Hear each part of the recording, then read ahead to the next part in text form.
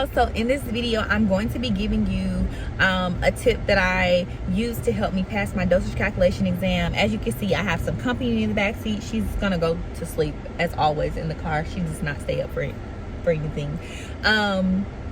But we are out and about, so I'm not doing my normal sit down whatever, telling you all about certain things, but I just wanted to make sure that I got the video done, and stay tuned so that I can show you all how I passed my dosage calculation exam.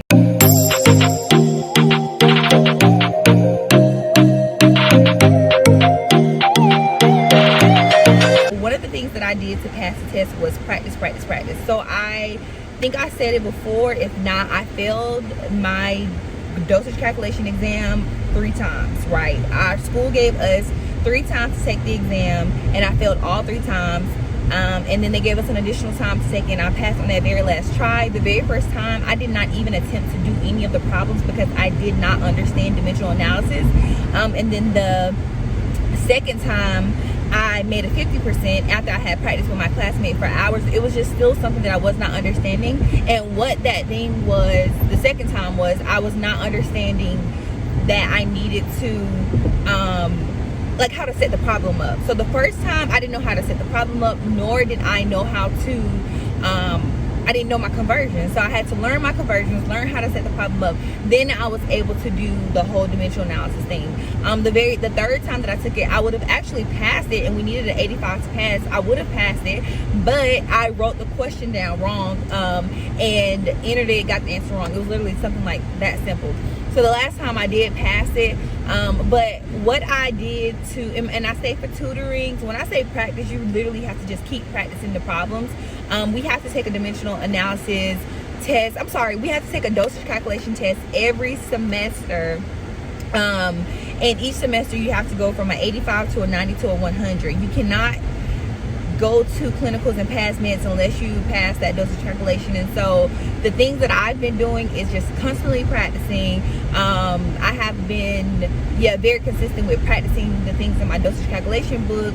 I've also been doing we use ATI, and we have problems in Swift River. I've been doing that, but then also I had to do like an elementary style little situation to show me how to set up my problems, and I'm going to share that with you at the very end of this video. But basically I just drew out boxes, like 4 boxes, and on the first box I would put the doctor's order in there, and then the second box will be for any the 2 boxes in the middle will be for any conversions that I would have to do, and then the very last one was the box for what is on hand. And I know that may seem like crazy, but it worked for me, and it literally helped me pass my dosage calculation exam.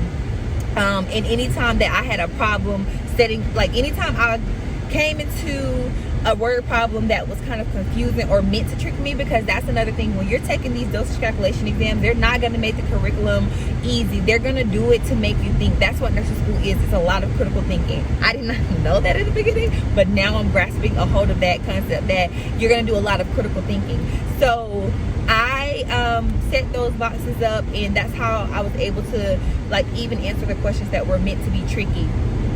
So for example, and what I mean by that is, for an example, if I had a problem that was saying that the order was ordered in milliliters, and there was so much on hand, but then they wanted me to tell them what it was in teaspoons. Like they'll say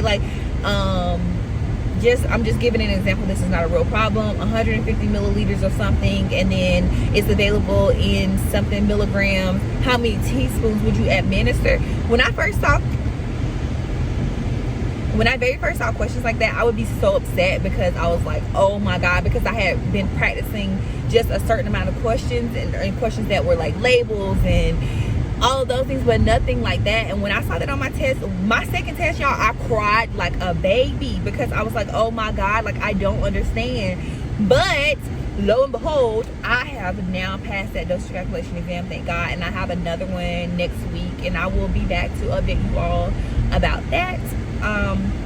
In the meantime, check out the formula that I'm talking about in the very end of my video. I hope that it helps. I know that it's not there's no answer to it. You literally just have to practice and just keep practicing, and that's the only way you're going to do it.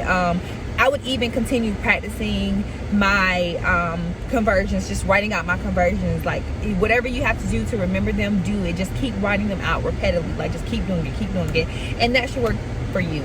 So I hope you guys enjoyed this video. I know it was very quick, but I'm gonna show you at the end of this video how to do the problem. I'm gonna do an example for you all. Okay, bye. So I found this problem off of Quizlet. Order I'm gonna put it, I had to erase it because I wrote it in the wrong spot. But you just want to make sure that if the doctor ordered milligrams and then you have milligrams on hand, you want to make sure that, and because remember it's going to be given in milliliters, so you want to make sure that you're able to put them across from one another so you can cancel them out just like I just did. I always write what is on hand, or I'm sorry, what is going to be, what's going to be the unit measurement in the bottom right hand corner, so that I don't forget to put that, like whenever I'm doing my test or whatever. The 2 boxes I put the conversions because again, you're going to use that if you have to convert for any reason, like I mentioned earlier in the video. This was a pretty simple question that I found off of Quizlet, but in the very next video you'll be able to see me use the conversions. So here we are. You see I found another problem, and it was a weight-based question, and I had to use those 2 boxes to be able to convert kilograms to pounds. So well, I'm sorry, to get the right amount for the pounds for the patient. So as you can see, I'm doing the same thing that I did on the other problem, except I now have to convert from kilograms to pounds in the 2 middle boxes. Once you're done with your conversions, once you've already converted, you can it's pretty much self-explanatory from here on out. I just wanted to remind you all, this is why it's so important to know your conversions, because if I did not know that 1 kilogram equals 2.2 pounds, then I would have never been able to figure this problem out. So again, it's very important that you practice and know your conversions, because it's a very big part of figuring out the dimensional analysis when it comes to weight-based problems, as well as just any other problems that will cause you to have to convert from milligrams to milliliters and milliliters to milligrams. You'll need to know that.